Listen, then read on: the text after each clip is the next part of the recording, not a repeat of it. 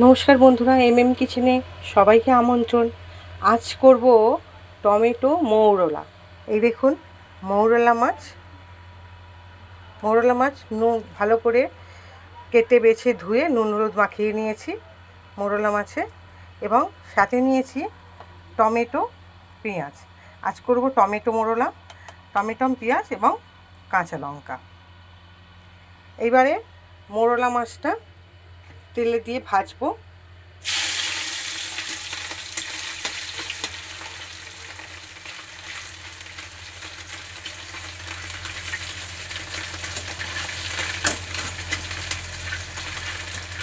মৌরলা মাছটা ভালো করে ভাজবো।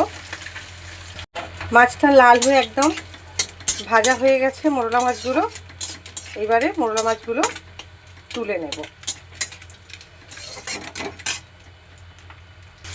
আবার দিয়ে দিলাম মৌরলা মাছ কড়াতে, আবার এরকম সাদা তেলে ভেজে নেব।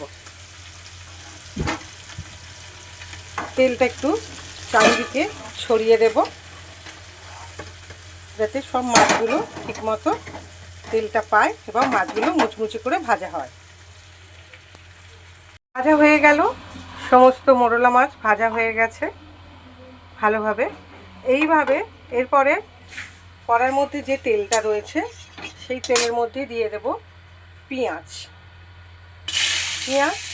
আর কাঁচা লঙ্কাটা সেই তেলের মধ্যেই দিয়ে দেব।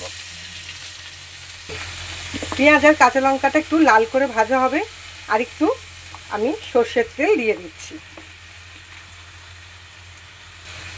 এবার পেঁয়াজ কাঁচা লঙ্কাটা নাড়াচাড়া করে ভালো করে একটু লাল করে ভেজে নিতে হবে।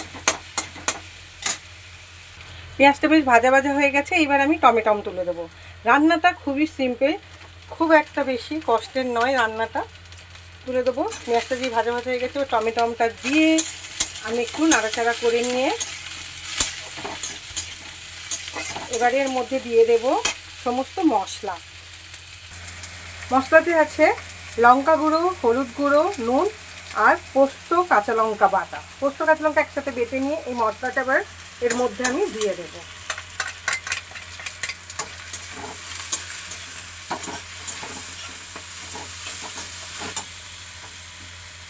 এবার এটা নাড়াচাড়া করে নেব যতক্ষণ না পর্যন্ত টমেটোটা একটু গলে যায়, টমেটোটা একটুখানি নরম হয়ে যাবে। দিয়ে দেবো একটু সামান্য জল, যে মশলা বেটেছিলাম তারই ধুয়ে দিয়ে দিলাম একটু সামান্য, একদম অল্প, একদম দেখছেন সামান্য জল। এটা গলে গলে এত গেছে দেখছেন। আমি বলেছিলাম যে টমেটোটা একটু নরম হয়ে গেলেই, এবার যে টমেটোটা একটু নরম হয়ে গেছে, এবারে দিয়ে দেবো সামান্য একটু চিনি, একদম অল্প ছিটে ফোটা চিনি দেব। এবার এটা নাড়াচাড়া করে এর মধ্যে তুলে দেবো আমি মৌরলা মাছটা। এই যে মৌরলা মাছটা এর মধ্যে তুলে দেব।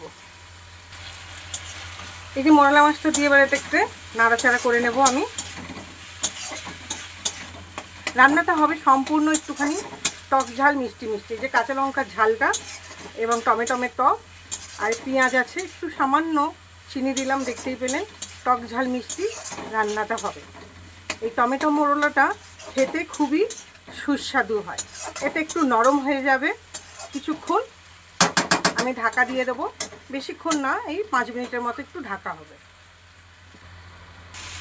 দেখুন আমার টমেটো আর মৌরলা মাছটা একদম রেডি হয়ে গেছে। এর উপরে এবার একটু দিয়ে দেবো ফ্যাটানো টক দই।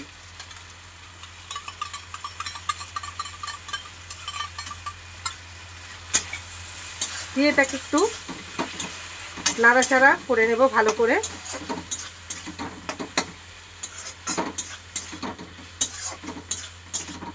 তৈরি হয়ে গেল টমেটো মৌরলা।